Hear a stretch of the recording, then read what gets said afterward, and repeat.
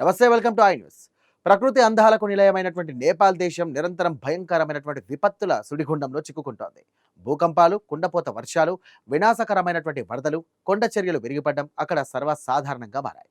భౌగోళిక బలహీనతల నుండి వాతావరణ మార్పుల వరకు నేపాల్ను ముంచెత్తుతున్న ప్రధాన ముప్పులపై రూపొందించిన వివరాలు ఈ స్పెషల్ స్టోరీలో ఇప్పుడు చూద్దాం.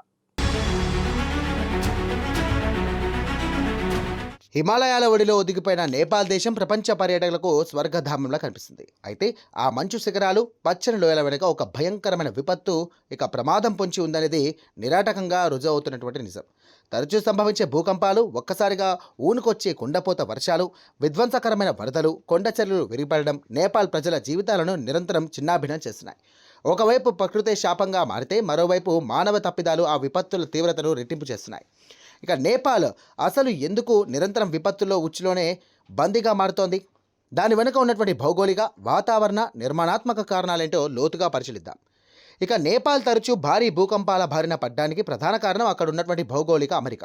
అంతర్జాతీయంగా అత్యంత ప్రమాదకరమైనటువంటి ఇండియన్ యూరేషియన్ భూపలకలు సరిగ్గా కలిసే సరిహద్దు రేఖపై నేపాల్ భౌగోళికంగా నెలకొనుంది. మిలియన్ల సంవత్సరాలుగా ఇండియన్ భూపలకం ఉత్తరం వైపు జరుగుతున్నటువంటి యురేషియన్ పలకాన్ని నిరంతరం తీస్తోంది. ఇక ఈ రెండు భారీ భూపలకలు ఒకదానికొకటి ఢీకొట్టడం వల్లే హిమాలయ పర్వతాలు ఉద్భవించాయి. అయితే ఈ ప్రక్రియ ఇప్పటికీ ఆగిపోలేదు. ప్రతి ఏటా కొన్ని సెంటీమీటర్ల చొప్పున భూపలకలు ఒకదాని కిందికి మరొకటి నెట్టబడుతుండడంతో భూగర్భంలో అపారమైన శక్తి సంచితమవుతుంది. ఇక ఈ ఘర్షణ ఒత్తిడి హఠాత్తుగా విడుదలైనప్పుడు నేపాల్ భూభాగం వినాశకరమైనటువంటి భూకంపాలతో ప్రకంపిస్తుంది. గతంలో సంభవించినటువంటి భయంకరమైన భూకంపాలు వేలాది మంది ప్రాణాలను బలకొనడమే కాకుండా నేపాల్ భూమి యొక్క అంతర్గత నిర్మాణాన్ని కూడా తీవ్రంగా బలహీనపరిచాయి.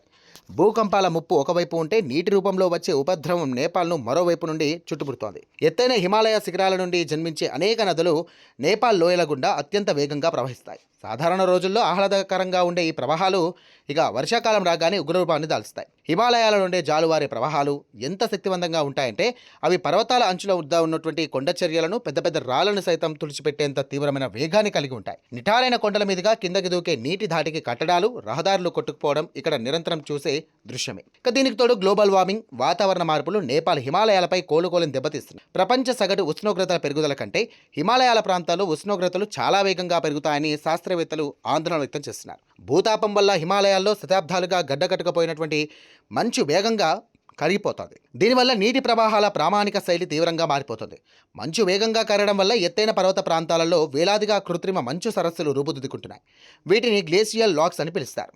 ఇక ఈ మంచు సరస్సులు అత్యంత ప్రమాదకరమైన విపత్తుకు కేంద్ర బిందువుగా మారుతున్నాయి. ఉష్ణోగ్రతలు పెరిగినప్పుడు, లేదా పర్వతాలపై నుండి భారీ మంచు దిబ్బలు వీటిలో పడినప్పుడు, లేదా చిన్నపాటి భూకంపాల దాటికి ఈ సరస్సుల సహజమైనటువంటి ఆనకట్టలు ఒక్కసారిగా తెగిపోతాయి. ఇక దీనిని చట్టబద్ధంగా glacial lake out burst floods అని పిలుస్తారు. ఈ సరస్సులు బద్దలైనప్పుడు సెకండ్ల వ్యవధిలోనే కోట్లాది లీటర్ల నీరు, మట్టి, రాళ్లతో కూడిన మిశ్రమం కింద ఉన్నటువంటి లోయల్లోకి విడిచిపడుతుంది. ఇక ఈ ఊహించని వరదలు దిగువ ప్రాంతాల్లో ఉండే గ్రామాలు, వంతెనలు, విద్యుత్ ప్రాజెక్టులను కంటికి రెప్ప మూసి తెరిచేలోపే శ్మశానాలుగా మార్చేస్తాయి. నేపాల్ ఎదుర్కొంటున్న మరొక ప్రధాన సమస్య విపత్తుల గొలుసు కట్టు చర్య.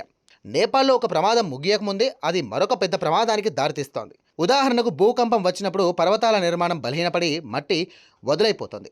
ఆ వెంటనే వర్షాకాలం ప్రారంభం కాగానే కురిసే చిన్నపాటి వర్షాలకే ఆ వదులైన మట్టి, కొండ చర్యలు భారీగా విరిగిపడి లోయల మీదుగా పడిపోతాయి.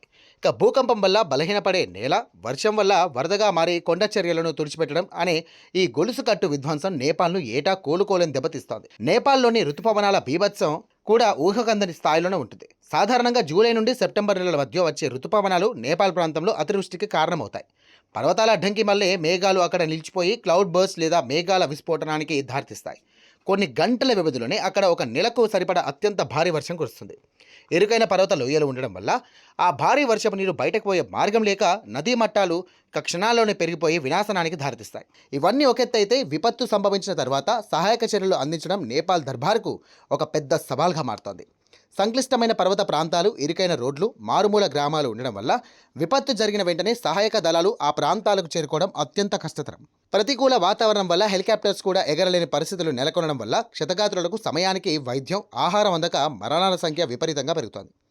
కేవలం ప్రకృతి వైపరీత్యాలు మాత్రమే కాకుండా మానవ తప్పిదాలు కూడా నేపాల్ వినాశనంలో ప్రధాన పాత్రలు పోషిస్తున్నాయి. శాస్త్రీయ అధ్యయనాలు లేని అస్తవ్యస్తమైనటువంటి రోడ్ల నిర్మాణం, పర్వతాలను యథేచ్ఛగా తవ్వడం, భారీ అడవుల నరికివేత, ప్రణాళిక లేని వేగవంతమైనటువంటి పట్టణీకరణ నేపాల్ పర్యావరణ వ్యవస్థను పూర్తిగా దెబ్బతీశాయి. పర్వత ప్రాంతాల్లో సరైన కాలువల వ్యవస్థ లేకుండా నిర్మించే కట్టడాలు నేల సారాన్ని బలహీనపరిచి కొండ చర్యలు విరిగిపడడానికి పునాది వేస్తున్నాయి. ఇక ఈ విధంగా ప్రకృతి సిద్ధమైనటువంటి భౌగోళిక బలహీనతలు, భూపలకల ఘర్షణలు, ఉగ్రరూపం దాల్చి హిమాలయాల నదులు, వాతావరణ మార్పుల వల్ల కలుగుతున్నటువంటి మంచు సరస్సులు, మానవ నిర్లక్ష్యం అన్నీ కలిపి ఇక నేపాల్ను నిరంతరం ఒక ముగింపు లేని విపత్తుల సుడిగుండంలోకి నెట్టేస్తున్నాయి. ప్రకృతి సౌందర్యానికి నిలయమైనటువంటి ఈ పర్వత దేశం విపత్తులను తట్టుకొని నిలబడాలంటే పర్యావరణ పరిరక్షణతో పాటుగా ప్రకృతి సౌందర్యానికి నిలయమైనటువంటి ఈ పర్వత దేశం విపత్తులను తట్టుకొని నిలబడాలంటే పర్యావరణ పరీక్షణతో కూడినటువంటి శాస్త్రీయమైన అభివృద్ధి, ముందస్తు హెచ్చరిక వ్యవస్థలు మాత్రమే ఏకైక మార్గం అంటూ నిపుణులు స్పష్టం చేస్తున్నారు.